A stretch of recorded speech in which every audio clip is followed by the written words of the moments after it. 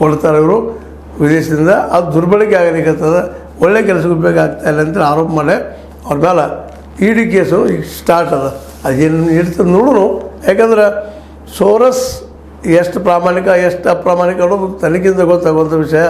ಆ ದಿಶೆಯಲ್ಲಿ BJP ಸರ್ಕಾರ ಏನು ತನಿಖೆ ಮಾಡಿಸ್ರಿ.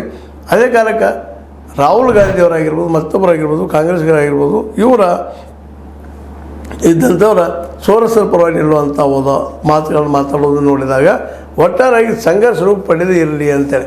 ಸಂಘರ್ಷ ಆಯ್ತು ಮತ್ತೇನು ಶುರುವಾಗಿಬಿಡ್ತಾವೆ. ಸಂಘರ್ಷ ಆಗದಿರಲಿ, ವಿದೇಶಿ ದುಡ್ಡು ಏನದ ದುರ್ಬಳಕೆ ಆಗದಿರಲಿ, ಅವ್ರಿಗೆ ಆದಷ್ಟು ಶೀಘ್ರವಾಗಿ ಏನದಪ್ಪ ಅಂದರೆ ಇದನ್ನು ಬಂದ್ ಮಾಡಿ, ವಿದೇಶಿ ವಿನಿಮಯ ಬಂದ್ ಮಾಡಿದಪ್ಪ ಅಂದ್ರೆ ಸಹಜವಾಗಿ ಇಲ್ಲಿಯ ಅಸಂತೃಗೊಳಿಸುವಂಥ, ರಾಷ್ಟ್ರವನ್ನು ಏನಪ್ಪ ಅಂದ್ರೆ ದಿಗ್ಗಲುಗೊಳಿಸುವಂಥ ವಿಚಾರ ನಡೆಯುವುದಿಲ್ಲ ಅನ್ನೋದು ಒಂದು BJP ವಾದ.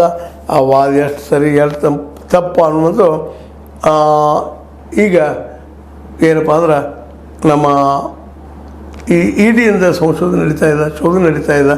ಯಾರ್ಯಾರಿಗೆ ಬಂತು ದುಡ್ಡು, ಯಾವ NGO ಬಂತು, ಎಲ್ಲೆಲ್ಲಿ ಬಂತು, ಯಾರಿಗೆ ಮುಟ್ಟಿತು, ಏನು ಕೆಲಸ ಮಾಡಿತ ದುಡ್ಡು. ಯಾಕಂದ್ರೆ ಫಂಡಿಂಗ್ ಇದ್ದರೆ ಯಾರು ಏನಾದರೂ ಮಾಡಬಹುದು ಅನ್ನೋದ ಭಯ ಯಾವಾಗಲೂ ಆಡಳಿತಾರೂಢ ಪಕ್ಷ ಇದ್ದೇ ಇರ್ತದೆ. ಆ ಫಂಡಿಂಗ್ ಅವ್ರಿಗೆ ಸೋರಸ್ನಿಂದ ಬಂದಂಥ ಅವ್ರ ಆರೋಪ ಅದ. ಅದಕ್ಕೆ ನಾವು ಬಂದ್ ಮಾಡಿದ್ದೀವಿ ಅಂತ ಹೇಳ್ತಾ ಇದ್ದಾರೆ. ಆದರೆ ಇಲ್ಲಿಯ ಜನನೂ ವಿಚಾರ ಮಾಡಬೇಕಾಗಿದೆ.